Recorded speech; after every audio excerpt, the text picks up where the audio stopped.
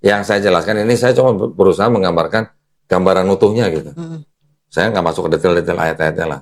Tapi apa yang saya omongin itu ada di dalam sini gitu. Nah, nanti ada beberapa lagi hal-hal yang bisa dibicarakan dengan temannya mengenai apa namanya kisah-kisah yang ada di dalam Bible yang tidak masuk logika gitu. Contoh misalnya, kan mereka menganggap Yesus Tuhan, tetapi mereka juga percaya bahwa Tuhan itu turun menjadi manusia untuk menebus dosa manusia dengan cara mati di atas kayu salib, ya kan?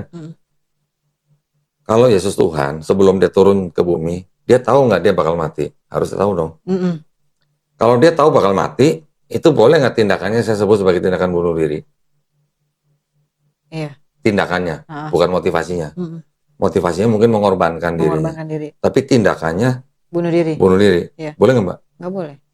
Maksudnya boleh nggak saya sebut itu tindakan Iya, bunuh diri? bunuh diri. Boleh dong. Iya. Logis nggak kira-kira? Enggak. Oke. Tetapi di dalam sini itu ada kisah-kisah seperti ini. Bahwa Yesus pada waktu mau ditangkap oleh apa namanya imam-imam Yahudi pada saat itu, dia menyuruh murid-muridnya jual jubah dan beli pedang untuk berjaga-jaga, karena dia bersama murid-muridnya bersembunyi di Taman Getsemani menghindari kejaran dari imam-imam Yahudi. Walaupun akhirnya ketangkep di situ, tapi dia menyuruh muridnya jual jubah beli pedang gitu. Jual jubah beli pedang. Kira-kira pedang buat berjaga-jaga dong, Ya, pasti buat dong. jaga-jaga. Jaga-jaga. Bukan buat motong bawang dong, pasti dong. Terus pada saat ditangkap, ada cerita yang agak sedikit kontradiksi gitu. Awalnya Yesus nyuruh murid jual jubah beli pedang, tapi pada saat pedang itu digunakan oleh muridnya untuk memotong kuping salah satu Yahudi. pembantu imam Yahudi, Yesus sendiri yang bilang, apa namanya, jangan kamu pakai pedang itu gitu. Kalau kamu pakai pedang, kamu akan mati oleh pedang gitu. Yesus bilang, jangan kamu pakai pedang, yang pakai pedang akan mati akan pedang. Tapi ini nyuruh muridnya jual jubah beli pedang gitu. Iya. Paham ya maksud saya kan? Terus kemudian pada saat di Taman Getsemani, sebelum Yesus tangkap, Yesus tuh berdoa sama Tuhannya. Yesus berdoa kepada Tuhannya. Walaupun Yesus dianggap Tuhan, Tuhan berdoa kepada Tuhannya gitu. Ya. Itu ada di situ ya, Yesus berdoa pada Tuhannya. Ada. Tapi Yesus menyebut Tuhannya dengan sebutan Bapa, gitu ya, Bapa. Nah, Yesus sendiri bilang gini, jikalau bisa, lalukanlah cawan ini daripadaku. Cawan ini lambang bahwa penyalipan gitu. Jadi kalau diterjemahkan ke bahasa sederhananya, kira-kira Yesus nih ngomong, kalau bisa gue jangan disalib dong gitu. Ya, tapi kalimat akhirnya Yesus juga bilang, tetapi bukan kehendakku yang terjadi, tapi kehendakmu yang terjadi. Artinya kalau Yesus bilang, bukan kehendak Yesus yang terjadi, tetapi kehendak Bapa yang terjadi, kehendak Tuhannya. Berarti kan ada dua kehendak yang berbeda nih. Bapaknya berkehendak dia mati di atas kayu salib, Yesusnya bilang kalau bisa lalukanlah cawan ini daripadaku. Berarti ada dua Tuhan yang punya dua kehendak yang berbeda. Oh iya. Kan gitu kan? Iya. Betul nggak? Betul. Artinya di situ kan Yesus sebenarnya dia nggak mau disalib. Nanti orang Kristen akan bilang lagi itu sisi kemanusiaannya. Gitu. Siapa yang nggak takut disalib gitu lah ya. Tapi kan harusnya karena Yesus Tuhan kan dia tahu mau disalib. Gitu. Iya. Berarti tadi dua, ada pedang, terus dia juga berdoa supaya nggak disalib. Berarti kan ini indikasi dia rela disalib atau enggak? Kelihatannya dia rela nggak disalib? Enggak dong. Enggak. Kemudian setelah dia ditangkap, dibawa ke imam besar, diadilin. Ditanya-tanya sama imam besar, ya mungkin jawabannya mungkin kurang memuaskan imam besar, Yesus ditampar sama penjaga imam besar. Yesus protes. Gue salah apa gitu? Kalau gue salah, tolong kasih tahu salahnya di mana. Kalau gue nggak salah, kenapa gue ditampar gitu istilahnya bahasanya. Padahal Yesus mengajarkan murid-muridnya, kalau ditampar pipi kanan, kasih pipi kiri. Ada di situ? Ada. Itu ayatnya ada di sini. Oh gitu. Kira-kira gimana menurut Mbak Riksi? Rela nggak berarti kalau gitu dia mau salib? Nggak rela lah. Ya karena dia protes kan? Iya, dia protes. Berarti ada yang istilahnya berlawanan. Jadi yang ditulis dengan yang dilakukan berbeda gitu kan? Ya. Terus diceritakan di sini juga, pada waktu Yesus disalib, di atas salib Yesus teriak, Eli, Eli, lama sabachthani. Bahasa Ibrani. Artinya, Allahku, Allahku, mengapa engkau meninggalkan aku? Gitu. Kira-kira kalau dengan kalimat seperti itu tuh kalimat Yesus rela disalib apa enggak? Kenapa? Kenapa? Kalimat yang Yesus rela disalib apa enggak? Enggak. Ada memang kalimat lain. Jadi dari 4 gospel itu ada cerita, ada 7 kalimat Yesus di atas kayu salib. Saya nggak ingat semua, tapi salah satunya adalah Eli Eli lama sabatani. Kemudian ada bilang kuserahkan nyawaku. Kemudian ada yang bilang kasihlah ampunilah mereka karena mereka tidak tahu apa yang mereka perbuat. Ada kalimat-kalimat seperti itulah. Artinya kalimat-kalimat ini adalah kalimat-kalimat yang sebenarnya nggak sinkron semua. Artinya nggak bisa disatukan. Karena ada satu kalimat yang kok mengapa kau meninggalkan aku gitu. Berarti kan nggak rela. Kalau memang dia rela disalib, kenapa harus teriak begitu kan gitu. Udah gitu, selama hidupnya di dalam Bible ini diceritakan bahwa Yesus selalu memanggil Tuhannya dengan sebutan Bapa. Tahu-tahu di atas kayu salib menyebutnya Eli Eli gitu. Kira-kira tuh Yesus apa bukan gitu? Yang disalib gitu. Nggak pernah ada di dalam Matius sampai Yohanes Yesus menyebut Bapa dengan sebutan Eli. Hanya pada waktu disalib dan teriak-teriak Eli Eli gitu. Kira-kira Yesus atau bukan tuh yang disalib gitu? Ya itu kita serahkan ke mereka lah. Karena kalau di Quran kan kita jelas. Iya. Ya. Wama kotaluhu, wama solabuhu. Udah, gitu kan? Berarti kalau Yesus teriak Eli Eli lama sabatani, kira-kira tuh yang disalib Yesus atau bukan gitu. Itu sih hanya inilah. Tetapi dari beberapa indikasi itu, kelihatan bahwa Yesus sebenarnya tidak rela disalib. Gitu. Ya, itu akidah. Nanti Mbak boleh tanya ini ya. Yang kedua, berikutnya, yang menyalib Yesus adalah tentara Romawi. Ya. Tentara Romawi itu nyalib Yesus karena diperintahkan oleh gubernur yang bernama Pontius Pilatus. Ya. Pontius Pilatus mengadili Yesus, akhirnya dia tidak menemukan kesalahan Yesus, tapi akhirnya dia harus menyalibkan Yesus karena tuntutan imam-imam Yahudi. Imam-imam Yahudi ini bisa menangkap Yesus karena jasanya murid Yesus yang bernama Yudas Iskariot. Pernah dengar? Nggak pernah. Yudas Iskariot itu murid Yesus sendiri, tapi dia dianggap berkhianat. Menyerahkan Yesus untuk ditangkap oleh imam Yahudi. Oke? Yudas Iskariot kenapa bisa menyerahkan Yesus? Karena dia dibisikin iblis. Di dalam sini ada. Pada waktu perjamuan terakhir dia dibisikin iblis untuk berkhianat. Yesus disalib, tadi kan Mbak Diksi dengar bahwa Yesus disalib untuk menebus dosa manusia. Yang menyalib tentara Romawi, yang nyuruh Pontius Pilatus atas tuntutan imam Yahudi, atas informasi dari Yudas Iskariot, atas bisikan iblis. Kalau tidak ada 5 orang ini, kira-kira Yesus disalib nggak? Enggak. Berarti orang-orang ini yang membuat Yesus disalib di atas kayu salib, itu berjasa atau berdosa? Berdosa. Loh, kok berdosa? Berjasa. Berjasa dong. Kalau nggak ada 5 orang ini kan Yesus nggak disalib kan? Iya. Berarti berjasa dong. Kalau berjasa masuk surga, masuk neraka ini 5-5-nya? Surga. Termasuk iblis. Ada iblis tuh tadi loh. Justru iblis yang pertama kali membisiki Yudas. Kalau nggak ada iblis, bakal ada penyalipan nggak? Nggak ada. Berarti iblis berjasa berdosa. Ya ini pertanyaan. Ya. Kita boleh lempar pertanyaan ini ke mereka yang punya akidah seperti itu gitu. Kira-kira gitu. Terakhir misalnya gitu. Anggap aja Mbak Deksi ini seorang Kristen yang punya akidah bahwa Yesus sudah mati di atas kayu salib untuk menebus dosa Mbak Diksi. Anggap aja begitu punya akidah. Terus saya tanya, kalau Mbak Diksi dikasih kesempatan bisa ngeliat Yesus pada waktu mau disalib, Mbak Diksi sebagai orang yang menganggap Yesus Tuhannya, kira-kira Mbak Diksi akan menolong Yesus supaya disalib, atau menolong Yesus supaya nggak disalib, atau lari dari situ, seperti murid-muridnya? Lari. Kalau lari berarti Mbak Diksi nggak tahu bahwa dosanya Mbak Diksi ditebus sama Yesus di atas kayu salib. Menolong supaya disalib atau menolong supaya tidak disalib? Kalau untuk penebusan dosa mungkin menolong untuk disalib. Nah, kan kalau kita menolong Yesus supaya tidak disalib, kita nggak jadi ditebus dosanya. Ya. No? Tapi kalau kita menolong untuk disalib, tega bener sih. Masa kita menyalibkan Tuhan kita sendiri gitu? Itu akidah. Kalau lari, berarti kita nggak tahu. Jadi apa nggak disalib? Berarti kita nggak tahu itu Yesus mati di atas kayu salib untuk menebus dosa kita. Kalau kita tahu, kenapa kita lari? Harusnya kita senang dong, lihat dong. Kan paling tidak kita nonton, ya dalam istilahnya kan, kita bersyukur bahwa dosa kita sudah ada yang nebus gitu. Tapi ini murid-muridnya di sini lari semua. Oh, lari berarti muridnya? Lari semua. Berarti lari ya. Ya. Umat mereka egois dong ya, mengorbankan Tuhan. Yang ngomong dia ya, bukan kita ya. Sekarang ini juga di dalam Bible ini juga dikisahkan bahwa pada waktu Yesus salib ada ibunya Yesus di dekat salib itu. Ya. Ibunya Yesus namanya Maria. Ya. Maria kalau di sini, tapi juga ada Bible yang sebut Maryam juga ada. Di film-film kalau kita nonton Yesus lagi disalib, ada ibunya juga kan di bawahnya kan? Atau di gambar-gambar juga ada kan?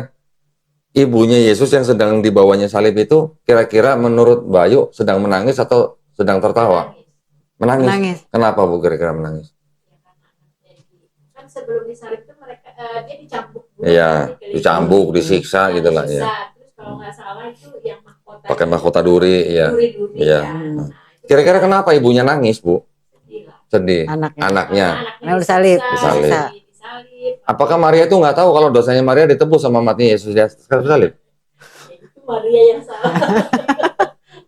Akhirnya gitu, Mbak. Iya. Walaupun bagaimanapun, kita tetap harus menghormati akidah orang lain, kepercayaan orang lain. Tapi itu yang tertulis di sini. Nah, itu kan bisa ditanya dengan logika-logika, seperti yang tadi pertanyaan saya. Apakah Yesus rela disalib? Apakah orang-orang yang menyalib Yesus itu berjasa atau berdosa? Apakah kalau kita bisa melihat Yesus kita mau lari atau mau nolongin gitu? Apakah Maria yang lihat itu sedih karena dia nggak tahu dosanya ditebus gitu? Kalau dia tahu dosanya ditebus kan harusnya jangan menangis dong, Bu. Gembira dong harusnya. Tawa gitu. Kira-kira gitu, Mbak. Iya. Oke. Ya, paham ya. Itu bisa ditanyakan ke teman-teman kita yang Kristen. Jawabannya nanti mungkin bisa bervariasi lah. Ada orang Kristen yang karena logikanya jalan, pada saat dia ditanya, kamu kalau melihat Yesus mau disalib, kamu ngapain? Saya tolong Yesus supaya nggak disalib. Pada waktu dia bilang, lah kalau kamu tolong Yesus nggak disalib, dosa kamu nggak ditebus. Oh iya, ya kata gitu. Kenapa bisa begitu? Karena berkontradiksi dengan logika. Logika, betul. Saya udah berapa kali orang Kristen di sini saya tanya, jawabannya begitu rata-rata. Saya tolong Yesus supaya nggak disalib gitu. Lah dosa kamu nggak ditebus. Bengong dia. Oh iya, ya kata gitu. Oke. Gitu. Kira-kira gitu, Mbak. Gambaran utuhnya lah. Ya. Boleh saya nanya sekarang? Boleh dong. Boleh. Jadi kan tadi kan pengetahuan saya yang tentang Kristen yang memang masih minim ya. Saya bilang mungkin saya nggak paham banget gitu loh. Kalau saya balikan lagi nih, pertanyaannya gini. Ini kan orang yang tadi murtad nih, dia mengakui tadi agak dengan kitab yang ada di itu dia percaya dengan kitabnya. Kalau saya tanya lagi balik, waktu Kodondi syahadat, apa yang meyakini Kodondi? Karena saya menemukan di dalam Bible ini ternyata banyak ayat-ayat yang palsu atau tidak asli. Nah, pada saat saya hanya mendengar ada ayat yang tidak asli, saya nggak langsung percaya dong. Saya cari tahu dong. Buktinya apa? Yang bilang nggak asli siapa? Ada dai-dai lah, ya. Ada apologet Muslim lah. Contoh saya sebutkan almarhum Syekh Ahmed Didat. Karena saya dulu waktu masih Kristen saya nonton itu malah. Tidak sengaja kan video itu muncul di beranda YouTube saya gitu. Jadi penasaran saya tonton. Satu video ditonton, 2 video, 3 video sampai habis gitu. Saya tonton semua. Dr. Zakir Naik. Ya, mudah-mudahan Allah Subhanahu wa taala merahmati mereka semuanya. Amin. Juga yang lain lah, ada macam-macam, ada Ustadz Hussein ya, ada Yusuf Estes, ada Noman Ali kan, semua saya tonton. Kalau yang yang frontal mengatakan bahwa di dalam Bible itu ada ayat yang tidak asli atau tidak otentik, itu almarhum Syekh Ahmed Didat. Makanya saya cari tahu dari mana Syekh Ahmed Didat bisa ngomong seperti itu. Saya sebagai orang Kristen ingin membela diri dong. Paling tidak membela untuk diri saya sendiri dulu lah. Saya mau mendebat dia kan istilahnya susah gitu ya. Saya cari tahu, saya melakukan pencarian sendiri, akhirnya saya bisa menemukan bahwa terbukti. Ada sebuah Bible kayak gini nih, Mbak. Sayang banget, udah hampir rusak nih. Kemana-mana dibawa nih. Ini kitab suci apa? Masih baca? Katolik. Ini apa? Tidak untuk diperdagangkan. Oke. Ini dipersembahkan kepada umat Katolik Indonesia oleh Direktorat Jenderal Bimbingan Masyarakat Katolik Departemen Agama Republik Indonesia. Resmi nggak? Resmi dong. Resmi ya. Dulu Kodondi Katolik apa Protestan? Protestan. Ini ada sebuah ayat. Ya. 1 Yohanes pasal 5 ayat ke-7. Ini ada ayat 7. Nah, ini ayat 7 nih. Nah, sekarang Mbak Desi yang baca sendiri deh. Supaya tahu isinya apa gitu. Sebab ada 3 yang memberi mata saya ini nih. Sebab ada 3 yang memberi kesaksian di dalam sorga. Bapa, Firman, dan Roh Kudus. Dan ketiganya adalah satu. Terus sampai kata-kata di bumi. Dan ada 3 yang memberi kesaksian di bumi. Nah. Roh dan yang dari sini. Benar. Dari mulai di dalam sorga sampai kata-kata di bumi. Mana bumi? Nih bumi nih. Ini ada tanda kurung kan? Dalam kurung di dalam sorga, Bapa, Firman, dan Roh Kudus, titik 2, dan ketiganya adalah satu. Sampai? Dan ada 3 yang memberi kesaksian di bumi. Nah, sampai kata di bumi kan ada tanda kurung kan? Itu ada catatannya di sini nih. Ayat 7 sampai 8. Kalimat di dalam sorga sampai dengan di bumi. Nah, itu keterangannya begini. Dibaca nih Mbak, bagian. 7. Bagian ayat ini tidak terdapat dalam naskah-naskah Yunani yang paling tua dan tidak pula dalam terjemahan-terjemahan kuno, bahkan tidak dalam naskah-naskah paling baik dari Vulgata. Terus? Bagian ini kiranya aslinya sebuah catatan di pinggir halaman salah satu naskah terjemahan Latin yang kemudian disisipkan ke dalam naskah-naskah oleh penyalin dan akhirnya bahkan disisipkan ke dalam beberapa naskah Yunani. Karenanya bagian ini pasti tidak asli. Apa Mbak? Tidak asli. Apa? Nggak asli. Tidak asli itu apa? Tidak asli. Palsu. Saya yang ngomong ya, bukan saya. Ini ada sebuah catatan seperti ini. Jadi artinya di dalam Bible itu proses penyusunan ya, pembentukan sampai menjadi Bible yang seperti ini mengalami proses-proses yang apa? Tadi kan ada disisipkan oleh penyalin, gitu kan? Berarti ada proses penyalinan. Ada penyalin yang menyisipkan. Tadi apa? Ada catatan di pinggir halaman. Catatan di pinggir halaman disisipkan menjadi apa? Menjadi ayat. Justru ayat inilah yang menjadi bukti teks menurut Kristen bahwa ada ajaran Trinitas dalam Bible. Ternyata ayat ini tidak asli. Gitu. Karena saya bisa menemukan seperti ini, buat saya nih ya, buat saya pribadi ya. Berarti buat saya kitab ini menurut saya tidak bisa disebut sebagai kitab suci karena ada ayat yang tidak asli. Tidak asli. Dan ini nggak cuma satu, Mbak. Banyak di sini, banyak. Saya tunjukin lagi ya. Tapi kok kalau mereka kan maksudnya pasti membaca kitab itu juga. Nggak semua jemaat punya kitab ini, Mbak. Yang mereka punya ini, yang nggak ada catatan seperti ini. Ini nggak ada catatan kakinya. Nggak ada note-nya istilahnya ya. Nggak ada footnote-nya. Saya kasih lihat lagi nih. Termasuk mungkin ini yang di perjanjian baru itu. Di sini juga nggak ada catatan kakinya. Padahal semua ini ada dari sini juga ya kan, dari Yahudi. Bukan, kalau yang perjanjian baru tulisan mereka sendiri. Iya, maksudnya. Kalau yang ini yang dari Yahudi menjadi Septuaginta ini bahasa Yunani, ini juga tidak ada. Yang Yunani nggak ada catatan kakinya, yang terjemahan nggak ada. Itu perjanjian baru dirubah sendiri. Ya, sekarang yang di sini yang perjanjian baru ini, kalau ini ada perjanjian lama, perjanjian baru ya Bu ya. Ya, tapi ini ada catatannya gitu lah. Jadi asal dari sebuah ayat gitu, ayat apa gitu, misalnya dari mana gitu. Kayak ininya ada sumbernya ya. Nah, contoh nih. Apa tuh ayat Matius? Ini Matius 17 ayat 21. 20 Ayat 20. Ini nih 21. Ayat 21. Nah, coba dibaca. Maka gunung ini akan Bukan, yang di garis merah. Jenis ini tidak dapat diusir kecuali dengan berdoa dan berpuasa. Ada catatan di bawah tuh. Apa tuh? Catatan ayat 21. Ayat ini tidak asli dalam Matius, tetapi diambil dari mereka apa? Markus 9:29 dengan ditambah kata berpuasa. Dan berpuasa. 2 tadi ya. Masih banyak di sini yang begitu. Jadi karena mereka nggak tahu ini. Nggak tahu kitab ini ya. Iya. Kalau di sini nggak ada catatan kakinya. Tapi kalau yang orang benar-benar belajar Bible, mereka pasti nanti akan larinya ke sini. Akan maksudnya bicara studi Bible gitu ya. Kalau yang di bahasa Indonesia, setahu saya tidak ada catatan-catatan seperti itu. Kalau yang di bahasa Inggris itu ada catatan-catatannya, Mbak. Ada yang disebut dengan study Bible gitu. Contoh misalnya ini. Scofield Reference Bible. Di dalam Bible mereka ini,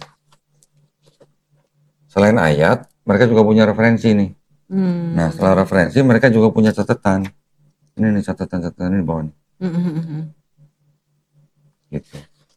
Jadi, ya kalau boleh dibilang jujur, ya mereka jujur gitu. Iya.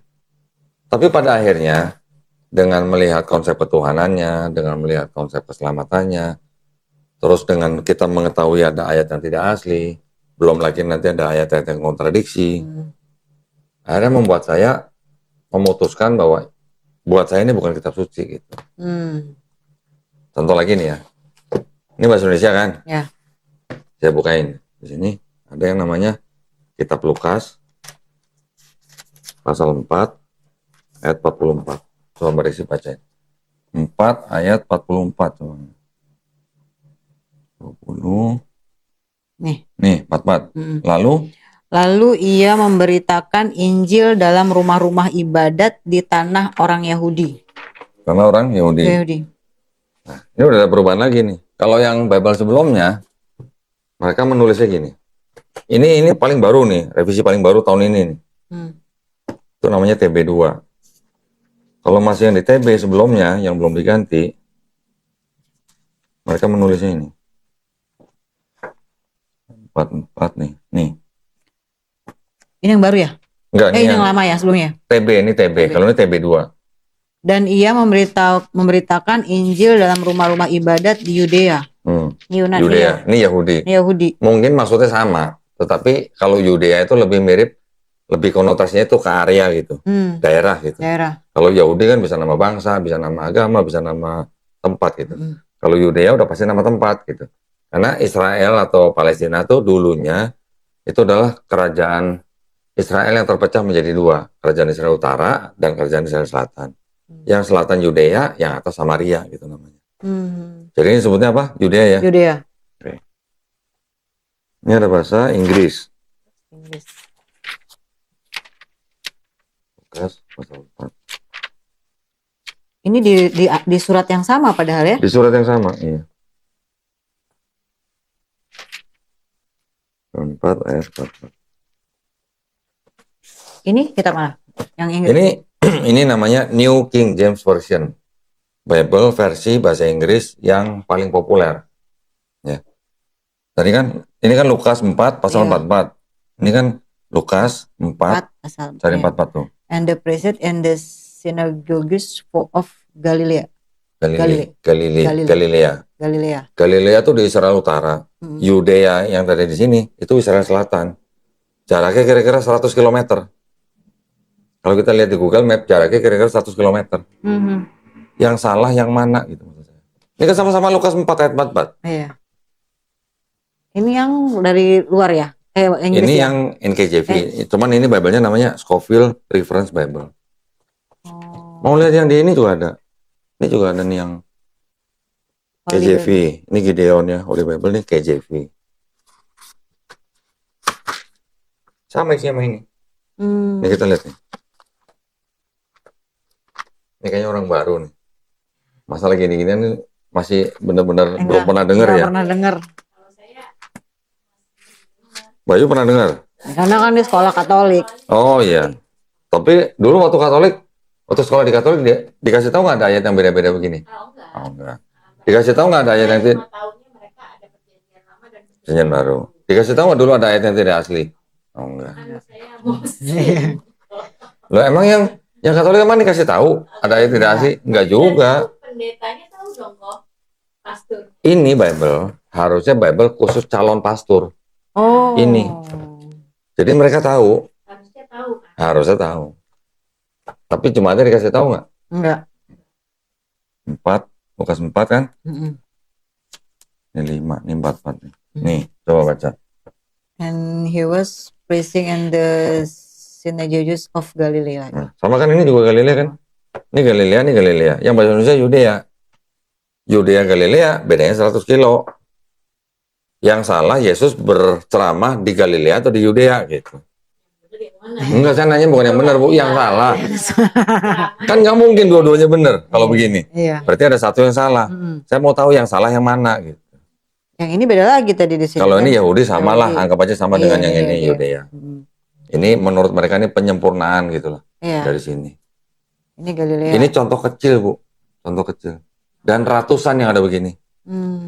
Ratusan kontradiksi yang udah saya temuin. Oh, dari Ko Doni itu awalnya dari sini, tidak meyakini. Iya. Terus kemudian proses pencariannya? Ya belajar Quran dan Islam. Gitu. Apa yang paling Ko Doni dapetin?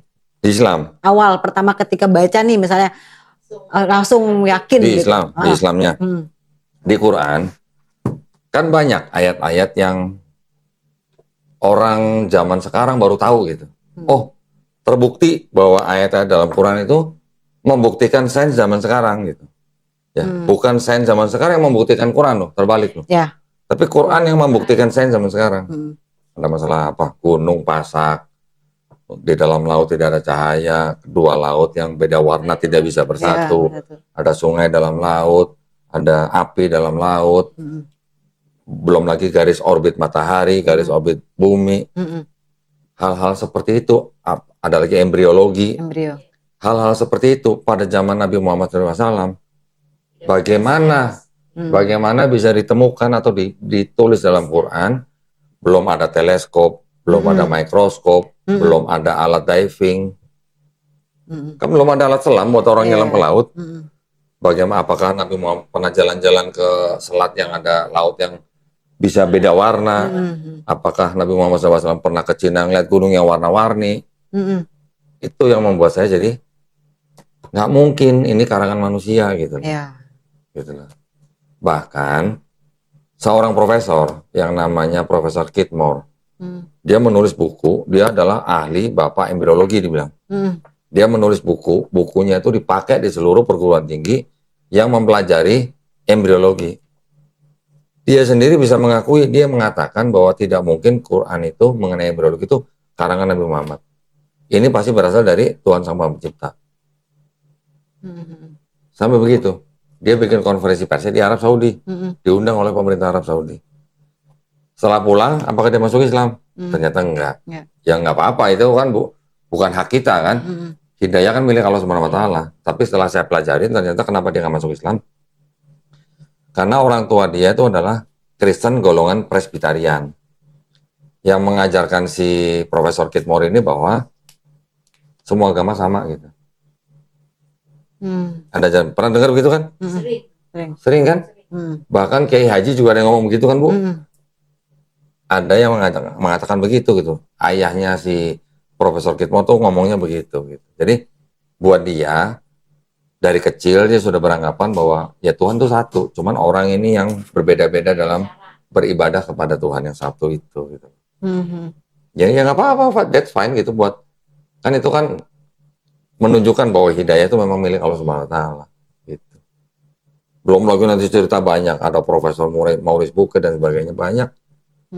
Ada seorang profesor di Thailand yang mengadakan konferensi atau seminar.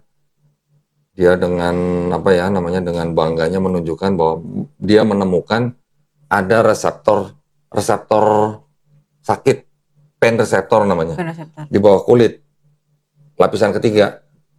Ya. Jadi dia bilang kalau orang yang kena luka bakar pada level tertentu yang sudah parah, yang sampai reseptor sakit di bawah kulit itu sudah rusak, dia malah tidak merasakan sakitnya. Ya, orang yang luka bakar level tertentu, yang pain reseptor di bawah kulitnya sudah rusak, dia malah tidak merasakan sakitnya. Di Quran udah ditulis, orang yang dimasukkan ke dalam neraka, dia akan dibakar. Setelah itu apa? Kulitnya akan ditumbuhkan lagi. Supaya apa? Supaya ngerasain sakit. Gitu. Profesor dari Thailand itu setelah mendengar itu, dia masuk Islam. Ada. Banyak. Ada lagi profesor Jepang meneliti tentang air, macam-macam. Ya, meneliti tentang ruang angkasa, begitu juga. Sudah ada di Al-Quran. Sudah ada semua di Al-Quran. Nah, siapa kira-kira yang menurunkan ayat di Quran itu? Kalau bukan yang menciptakan langit dan bumi, yang bukan menciptakan manusia, hewan dan tumbuh-tumbuhan. Iya kan? Kalau bukan yang menciptakan manusia, bagaimana bisa ditulis ada sakit apa, ada orang disiksa di neraka, ditumbuhkan lagi kulitnya Iya. gitu. Macam-macam. Itu yang membuat saya tidak bisa menolak bahwa ini pasti berasal dari yang menciptakan manusia dan langit dan bumi gitu. Langsung berubah keyakinannya. Iya, mau nggak mau. Kalau kita menolak, berarti kita apa namanya ya, membohongi diri sendiri berarti. Akhirnya gitu. yang tadi di Injil tadi itu ada apa di kitab Kristen itu hilang semua. Pemikiran-pemikiran yang tadi Yesus yang menyelamatkan. Otomatis hilang. Kalau di Injil sendiri itu pembahasannya kenapa sih kok maksudnya nggak ada kayak yang di Al-Quran kan? Sebenarnya gitu. ada yang masih sama. Oh, kalau masalah sains, kalau sains di Bible itu juga banyak yang berkaitan dengan sains, tapi banyak yang salah. Gitu. Banyak yang tidak sesuai dengan sains. Pernah dengar Galileo Galilei? Dihukum, ya kan? Dihukum jadi tahanan rumah. Kenapa? Karena dia mengemukakan suatu teori sains yang bertentangan dengan Bible. Sama gereja dihukum jadi tahanan rumah. Sampai akhirnya, saya lupa matinya kenapa, tapi akhirnya Paus dari Vatikan akhirnya minta maaf ke keluarganya Galileo Galilei. Karena tindakan pemuka agama Katolik zaman dulu gitu. Itu mengenai kalau nggak salah pusat alam semesta itu matahari atau bumi gitulah. Beda dengan di Bible. Di Bible juga ada banyak apa namanya ayat-ayat yang ternyata tidak sesuai dengan sains, berkontradiksi gitulah. Saya sudah pelajarin semua sebabnya kenapa, kok bisa kontradiksi, kok di sini banyak kontradiksi apa namanya, diceritakan kisahnya sama tapi nama orangnya beda, angkanya beda gitu. Mau lihat contohnya? Mana? Nih. 2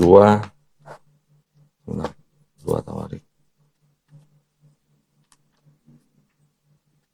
Oke, yang di sini 2 Raja-Raja 8. Nah ini, yang dikuningin baca. Ia berumur 22 tahun pada waktu ia menjadi raja dan setahun lamanya ia memerintah di Yerusalem. Yang disebut ia ini kan adalah ini. Siapa tuh? Ahazia kan. Berapa umurnya? 22. Terus yang ini? Ya sebentar. Nih. Ahazia berumur 42 tahun pada waktu ia menjadi raja dan setahun lamanya ia memerintah di Yerusalem. Nama ibunya ialah Atalia cucu Omri. Lah ini kan bener satu. nggak? Sama nggak? Sama. Nama ibunya siapa? Cucu siapa sama? Sama nggak? Sama. Satu buku. Orangnya sama. Satu buku. Tapi yang di sini berapa tahun? 22. Yang di sini? 42. Nah, sekarang udah dirubah di sini. Sudah dikoreksi. Oh. Kitab suci dikoreksi. Enggak lah harusnya. Enggak ada lah.